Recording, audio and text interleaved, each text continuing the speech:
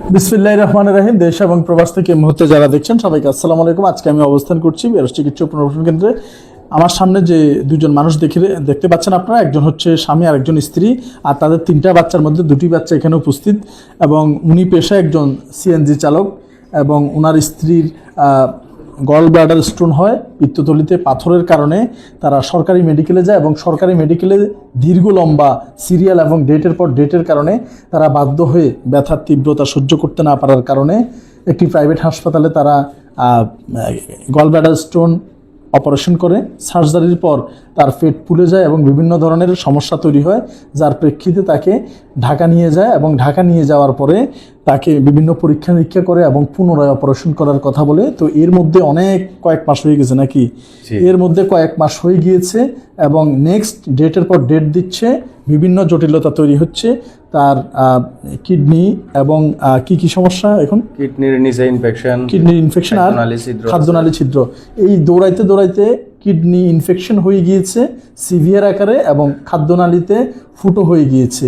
তো এটা অপারেশন কেন্দ্রিক জটিলতার কারণে হয়েছে কিনা সেটা আমি জানি না, কিন্তু তাদের এই ভয়াবহ সমস্যার কারণে এই আমার সামনে যে মহিলাটি দেখতে পাচ্ছেন তিনি আরও স্বাস্থ্যবান ছিল, এখন তার অবস্থা খুবই খারাপ। এখানে ইউরিন ব্যাগ লাগানো আছে, দেখি এটা ইউরিন ব্যাগ না? ঠিক আছে, রাখেন না, নামান লাগবে না। তার শরীরের সাথে অলরেডি দুটি ছিদ্র করে ইউরিন ব্যাগ লাগানো রয়েছে। তাদের এই দুরবস্থায় এখন যে চিকিৎসা করাবে নেক্সট যে বঙ্গবন্ধু শেখ মুজিব মেডিকেল পিজি হাসপাতালে যে যাওয়ার, তারা আসলে ঘুরতে এখানে এগুলো সবগুলো হচ্ছে ছাড়পত্র আর হচ্ছে এগুলা বঙ্গবন্ধু শেখ মুজিব হাসপাতালের এই যে পিজি হাসপাতালের এগুলা সব কিছু হচ্ছে কাগজপত্র। তো এরপরে অপারেশনের ডেটে যাওয়ার মতো তাদের কাছে আর কোনো ক্যাপাসিটি নেই। তো এই বিষয়টি তারা অনেকবার, যদিও আমাদের কার্যক্রম অনেক সীমিত, কিন্তু তারপরে আমরা কোনো রাস্তা থেকে বা জনসাধারণ থেকে চাঁদা নিয়ে কোনো কার্যক্রম করা হয় না। স্পন্সর নির্ভর আমাদের এই কার্যক্রমগুলো। যদিও স্পন্সর আমাদের কাছে তেমন একটা না থাকলে আমরা কারোর সাথে যোগাযোগও করি না, কেউ স্বেচ্ছা যোগাযোগ করলে আমরা শুধু সেই কাজই করি। তো আমাদের কাজ কিছুটা স্থিমিত। ঠিক সেই সময় তারা বারবার যোগাযোগ করলেও আমরা নিরুৎসাহিত করি, কিন্তু তারপরেও তারা চলে আসে, একেবারে তাদের আর কোনো পথ ছিল না।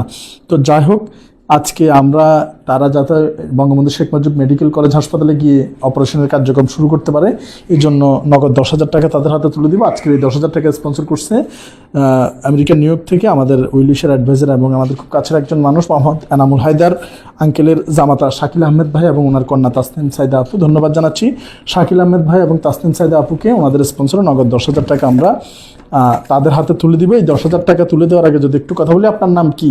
আমার নাম মোহাম্মদ জালালউদ্দিন। কি করেন আপনি? আমি পেশায় সিএনজি চালান। আপনার স্ত্রীর নাম কি? জান্নাতুল ফেরদৌস। আচ্ছা, তো আজকে কতদিন হয়েছে এই সমস্যা? আজকে প্রায় 7 মাস। 7 মাস।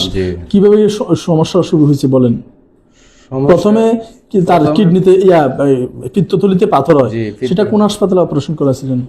অপারেশন ফেনী ওয়ান স্টাফ হাসপাতাল, সুন্দরবন কোরিয়ান সার্ভিসের পাশে। হ্যাঁ, তারপরে ওইখানে অপারেশন করার পরে ফ্যাটে ইনফেকশন হয়ে গেছে, খাদ্যনালীতে ছিদ্র, কিডনিতে ইনফেকশন। ওইখান থেকে আমাদেরকে আবার ঢাকাতে শেখ রাসেল গ্যাস্ট্রো লিভারে রেফারেন্স করছে। ওইখানে প্রায় 27 দিনের ভিতরে একটা অপারেশন করি। ইনফেকশনটা তারা পরিষ্কার করেছি, ভিতরে ময়লা ইনফেকশন এগুলো পরিষ্কার করে দেওয়ার পরে এখন খাদ্যনালীতে ছিদ্র আছে। এটা হাতে নিয়ে কথা বলেন। হ্যাঁ, খাদ্যনালীতে ছিদ্র আছে আর খাদ্যনালীতে কিছু কেটে ফেলে দিবে। আবার ইনফেকশনের জন্য তারা অপারেশন করে এখানে আরো কিছু ট্রিটমেন্ট চালাবে। তাহলে খাদ্যনালী ফুটো হয়ে গেছে বলছে এবং কিডনিতে ইনফেকশন হয়েছে। তো এখন এই যে অনেকবার এই ঢাকা শেখ মুজিব হাসপাতালে দৌড়াদৌড়ি করতেছেন, 5 বার গেছি। 5 বার। এখন এইবার কেন যেতে পারছেন না? এবার আমার টাকা শেষ, আমি টাকা পাচ্ছি না, কোথাও তারও পাচ্ছি না।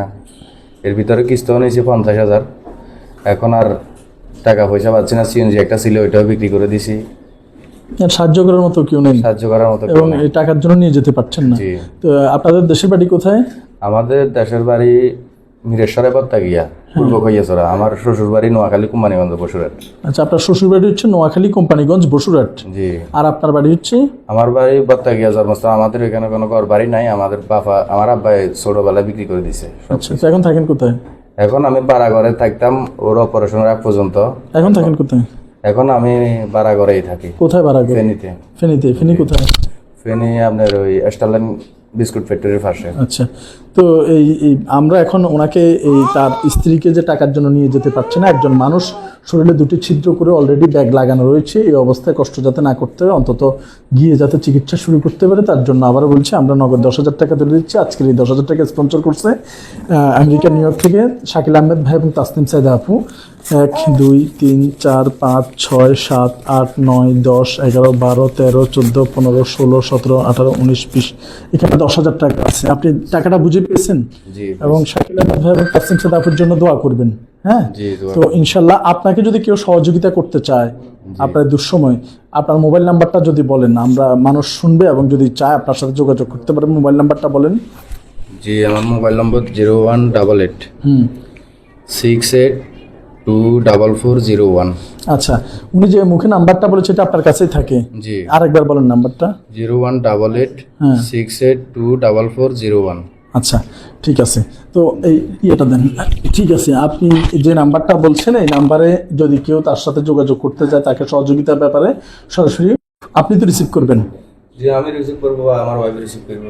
আচ্ছা, ঠিক আছে, ওনাদের কাছে মোবাইলটাকে ওনারা রিসিভ করবে যদি সম্ভব হয়। যদি কেউ ওনাদের সাথে যোগাযোগ করে সহায়তা করতে চান, নাম্বারটা দিয়ে দেওয়া হলো।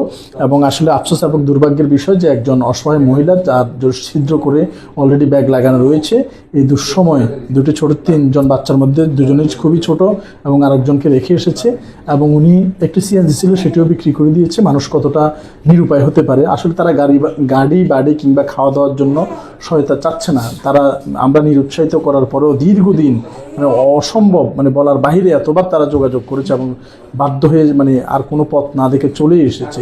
আসলে আমরা আমাদের পক্ষে ওইরকম কিছু করা না গেলেও আমরা চেষ্টা করেছি সাধ্যের মধ্যে। আমেরিকান নিউ ইয়র্ক থেকে আমাদের তাসনিম সাইদা আপু এবং শাকিল আহমেদ ভাইয়ের স্পন্সরে 10,000 টাকা তুলে দিয়েছি এবং তাদেরকে তুলে ধরেছি।